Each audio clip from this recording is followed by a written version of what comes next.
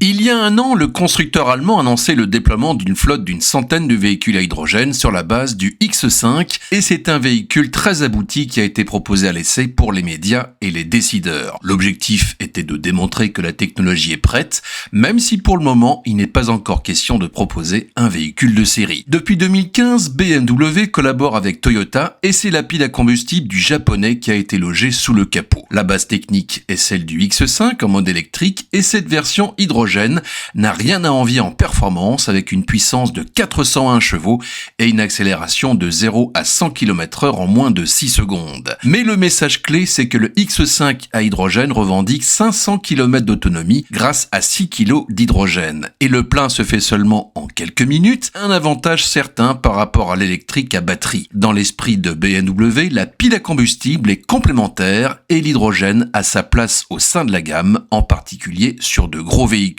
Pour cela, il faut que l'infrastructure se développe.